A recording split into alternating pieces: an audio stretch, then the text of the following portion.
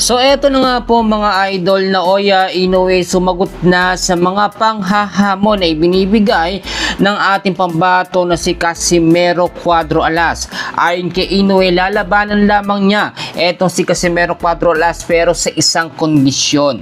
Alamin natin lahat ng mga detalye, pero bago yan, huwag niyong kakalimutan ho na i-like, i-subscribe ang ating channel. Maraming salamat po. So ngayon ho, ay meron ng pinag-uusapan na magiging susunod na laban etong si Naoya Inoue. Sa kampo naman natin, kay Casimero sa ngayon wala pa pagkatapos ng kanyang huling naging laban kay Luis Nery. Eto usap-usapan. Yung next po na laban ni Inoue ay dito po kontra kay Bam Rodriguez, at maraming mga fans ang nagsasabi na gusto nilang makalaban ni Inoue si Rodriguez kumpara dito kay Casimero Cuadro Alas. Alam nyo, kahit napakaganda ng performance na pinakita ni Casimero Cuadro Alas doon sa kanyang huling laban, actually doon sa laban niya kay Luis Nery, inabot lamang po ng 4 rounds yun, no?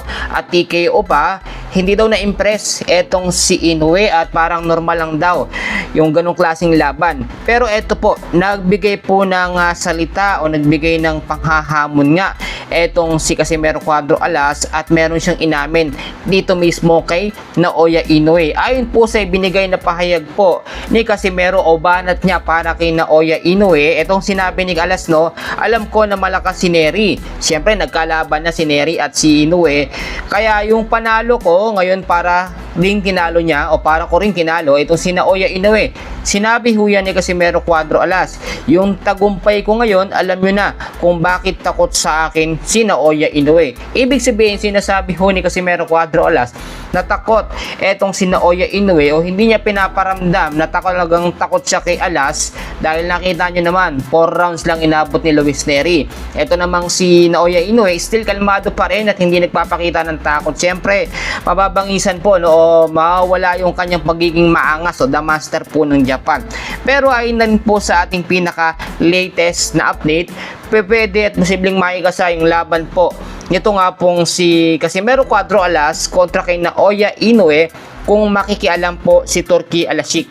Alam naman natin, bigating promoter yan, at lahat po ng mga imposibleng laban ay nagagawa ng paraan nito nga pong si Turki Alasik. Alam natin walang imposible. Kaya naman doon sa sinabi po ni Casimero Cuadro Alas tungkol dito, no, direktang pangahabon niya kay Naoya Inoue, alam ko may impact yun kay Inoue. Kaya ang ginagawa ngayon ni Inoue, lumilihis sa ibang boksingero na makalaban niya, hindi papunta dito kay Casimero. Alam nyo, kung lalabanan ni Inoue si Casimero, for sure may kalalagyan itong si Inoue. Si Inoue sa ngayon, nakita naman natin, habang tumatagal yung kanyang laban, habang dumadami yung laban niya, medyo humihina ng stamina.